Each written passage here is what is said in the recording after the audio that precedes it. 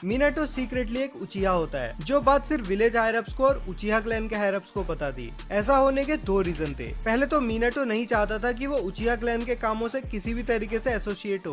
दूसरा ये कि मिनाटो का कोई दादा परदादा रहा होगा उचिहा, लेकिन मिनाटो खुद कभी भी शरिंगान अवेकन नहीं कर पाया, तो बता के क्या ही फायदा था। अब नाइनटेल्स अटैक बिल्कुल कैनन जैसा होता है और मिनाटो और कुशिना की फाइल यहाँ भी निपट जाती है। काउंसिल मीटिंग में नारुतो के ऊपर डिस्कशन होती है, जहाँ फुगाकू मिनाटो की उचिहा लिनिएज को भी रिवील कर देता है ताकि उसका केस और ज्यादा स्ट्रॉन्ग बन सके। लेकिन नारुतो की कस्टडी को उसे देने से सब लोग हिचकिचा रहे थे। उन सभी ने क्यूबी की आंखों में शरिंगान देख लिया था और उन्हें पता था कि अगर उचिहा क्लैन को नारुतो मिला तो भाई कोनोहा का खेल खत्म। ऐसा हो ही नहीं सकता कि वो लोग नारुतो को एक वेपन की तरह यूज ना करें, वो भी कोनोहा के ही अगेंस्ट में। दूसरा दावेदार था डांजो, वो भी नारुतो को एक वेपन की तरह यूज करना चाहता था ताकि वो होकागे की पोजीशन को फोर्सफुली हथिया सके। तो एक तरफ कुआं था और दूसरी तरफ थी खाई। हिरुzen अपना फैसला सुनाते हुए बोलता है, डांजो का तो कोई मतलब बनता ही नहीं है और उचिहा क्लैन को नारुतो की कस्टडी नहीं मिल सकती, क्योंकि कोनोहा के क्लैंस के बीच में जो पावर बैलेंस है वो बिगड़ जाएगा। तो नारुतो कैनन की ही तरह एक ऑर्फनेज में रहेगा, पर उचिहा क्लैन उसे ट्रेन कर सकता है जब नारुतो अपना शरिंगान अवेकन कर लेगा,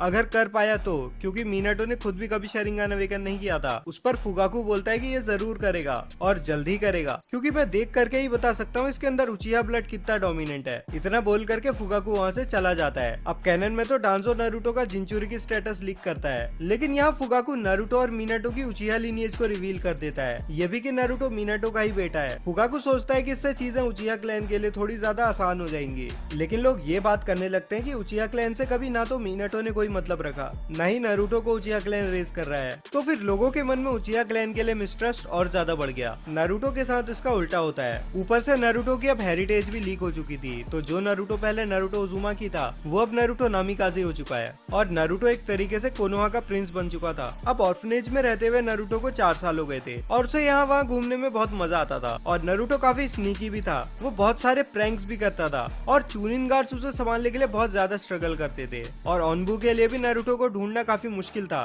खासकर जब नारुतो नहीं चाहता था कि कोई उसे ढूंढे। नारुतो का स्टेमिना भी नॉर्मल से बहुत ज्यादा था। इन सब चीजों से हिरुzen भी परेशान हो जाता है। तब ऑनबू कैप्टन उसे बताता है कि नारुतो के अंदर जो एनर्जी है उसे ट्रेनिंग में लगाया जाए, तो ऐसे उल्टे सीधे काम नारुतो नहीं करेगा। तो गाय को बुलाता है और अपनी प्रॉब्लम के बारे में उसे बताता है और गाय बोलता है कि घबराओ मत होकागे-सामा, मैं नारुतो की पावर ऑफ यूथ को बाहर निकाल दूंगा।